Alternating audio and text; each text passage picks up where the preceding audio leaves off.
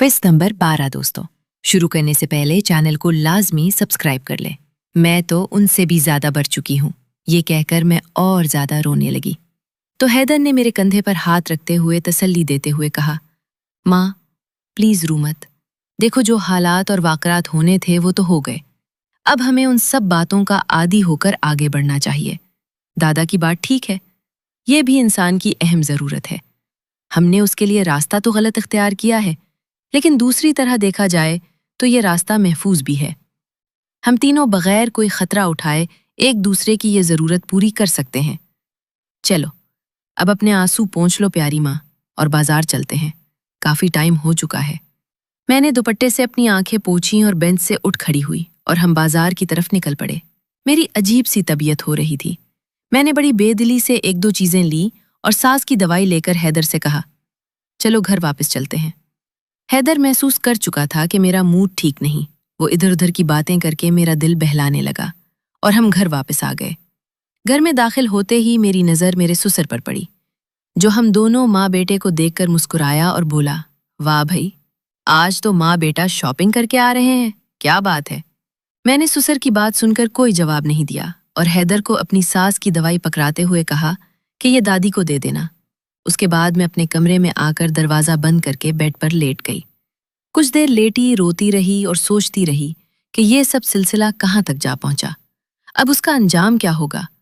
ये कैसे रिश्ते बन चुके हैं हवस के। अब एक सगा बेटा और एक ससुर, अपनी बहू को दोनों एक साथ। अब मैंने कुछ दिन पहले फेसबुक ग्रुप कहानी घर में किसी कमेंट पढ़ा था कि इंसेस्ट लोगों की दुनिया भी अजीब होती है। वो सिर्फ अपनी करीबी रिश्तों से अपने वजूद की भूख मिटाना जानते हैं और कुछ नहीं। क्या मैं, हैदर और मेरा ससुर, हम तीनों भी इंसेस्ट बन चुके थे या पहले से ही थे। मैं ये सब बातें सोचते लगी और मेरी आंख लग गई। मेरी आंख खुली, टाइम देखा तो शाम के 7 बज चुके थे। मैं बेड से उठी और किचन में जाकर घर की रोटियां बनाने लगी। रोटियां बनाकर खाना बेदिली से खाया और बर्तन समेट कर धोने में रात के 9 बज गए। मैं उन सब कामों से फारिग होकर दोबारा अपने कमरे में आकर बेड पर लेट गई और लेटे लेटे मोबाइल पर उस फेसबुक ग्रुप में इंसेस्ट से मुताल्लिक पोस्ट्स पढ़ने लगी। लोगों की पोस्ट और कमेंट्स पढ़कर मुझे तसल्ली होती थी कि मैं अकेली नहीं हूं इस सगे रिश्तों के साथ हवस की दुनिया में, बल्कि हमारे जैसे और भी बहुत से लोग हैं। मैंने कई लोगों की पोस्ट के नीचे खुद भी कमेंट्स लिखे और फिर मैसेंजर पर एक लड़के से चैट भी की। वो भी उन्हीं लोगों में से था और अपनी माँ का साथ चाहता था। वो मेरी मदद मांग रहा था उस काम में। मैं उसकी क्या मदद करती, बस ऐसे ही दिल बहलाने को चैट करती रही। उस लड़के का नाम अरसलान था। वो बताने लगा कि उसकी उम्र 13 साल है, लेकिन वो 11 साल की उम्र में ही जवान होना शुरू हो गया था और अपनी सगी माँ का आशिक हो गया था। मैंने उस लड़के से पूछना शुरू कर दिया कि कैसे वो अपनी माँ का आशिक बना। तो वो लड़का बताने लगा कि 10 साल की उम्र में उसकी सालगिरह पर उसके अब्बू ने उसे मोबाइल का तोहफा दिया, जिस पर वो पबजी वगैरह गेम्स खेला करता था। तो जब पबजी पर ही उसके कुछ दोस्त बने जिन्होंने उसे कुछ वीडियोस सेंड की, वो लड़का बताने लगा कि इस तरह की वीडियोस पहली दफ़ा देखकर उसकी तबीयत अजीब सी हुई। वो बलूगत की उम्र में कदम रख रहा था। ऐसी फिल्में देखकर वो वक्त से पहले जवान होने लगा। लड़का बताने लगा कि चंद माह तक तो वो फ्रेश होने के बहाने वीडियोस देखकर हाथ लगाने लगा, लेकिन रोज़ रोज़ ऐसी वीडियोस देखकर उसे हकीकत में ख्वाहिश जागी। तो वो देखते हुए कभी अपनी क्लास टीचर आरफा बतूल का तसव्वुर करके, तो कभी अपनी करीबी कज़न्स को ऐसा तसव्वुर करके काम चलाता रहा। जिनसी लज्जत का ये खेल दिन बदन बढ़ता चला गया और कज़न्स के बाद वो अपनी सगी चाची और खाला का तसव्वुर करके भी अपने कारनामे सरंजाम देने लगा। फिर किसी दोस्त ने उसे माँ बेटे की वीडियो भेजी, तो वो वीडियो देखकर उसके दिल में माँ की ख्वाहिश भी जाग उठी। शायद यही लम्हा था जब वो मुकम्मल एक इंसिस्ट बन चुका था। उसने वो देखते हुए अपनी माँ का तसव्वुर किया और उसके बाद उसका अपनी माँ को देखने का अंदाज ही बदल गया। वो घर में अपनी माँ को कामकाज करता देखकर उसके वजूद को हवस से ताकता रहा। जब वजूद का कोई हिस्सा नजर आ जाता तो उसे बाद में तसव्वुर करके करता रहा। माँ की खूबसूरती बेपर्दा देखने और उसको हासिल करने की ख्वाहिश उसकी दिन बदन बढ़ती चली गई। लेकिन अभी था तो बच्चा ही और कम उम्र। इतनी हिम्मत नहीं हो रही थी कि कोई इंतहाई कदम उठा पाता। ماں کو دیکھنے والی خواہش تو اس کی پوری ہو گئی۔ اسے ایک دن نہاتا دیکھ کر جب گھر میں کوئی بھی نہیں تھا اور ماں کو دیکھ کر اس کے اندر کے جذبات اور زیادہ جاگ چکے تھے۔ اب وہ دن میں ایک بار ضرور اپنی ماں کا وجود تصور کر لیتا۔ پڑھائی میں دلچسپی ختم ہو چکی تھی، حالانکہ پہلے اچھا خاصا کلاس میں پہلی یا دوسری پوزیشن لیا کرتا تھا۔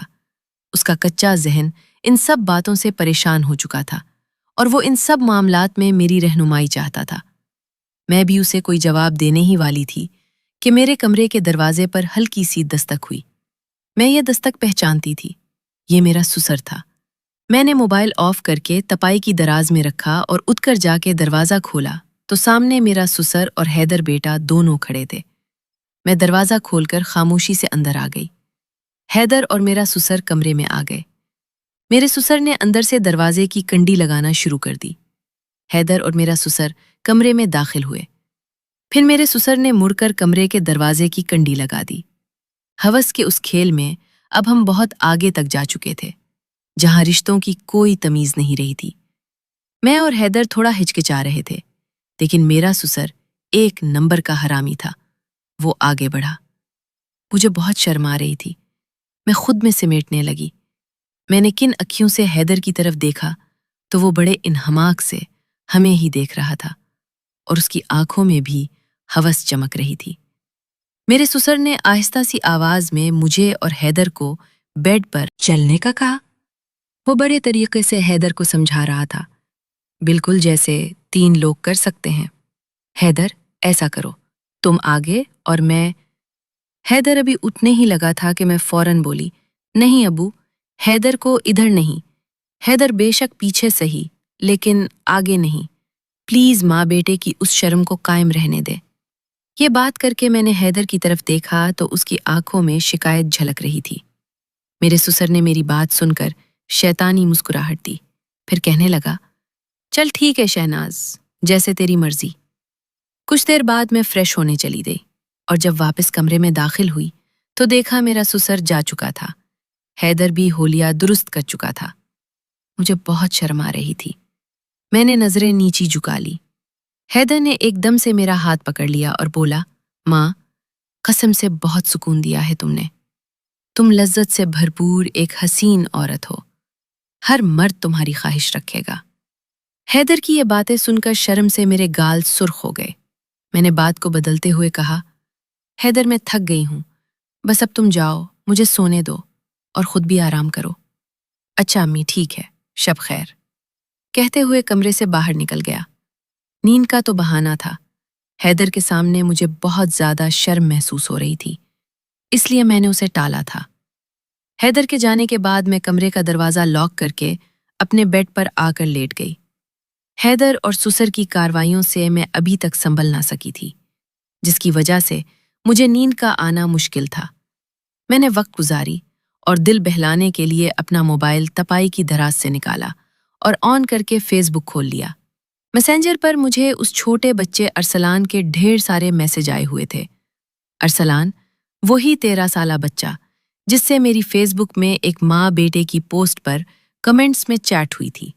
پھر اس نے مجھے فرینڈ ریکویسٹ بھیج کر اپنی فرینڈ لسٹ میں ایڈ کر لیا تھا اور اس بچے نے مجھے اپنی ماں کا عاشق ہونے کی کہانی سنائی تھی اور بتایا تھا کہ وہ اب بہت زیادہ پریشان رہنے لگا ہے۔ میں نے اس بچے کے میسیجز پڑھنا شروع کر دیے۔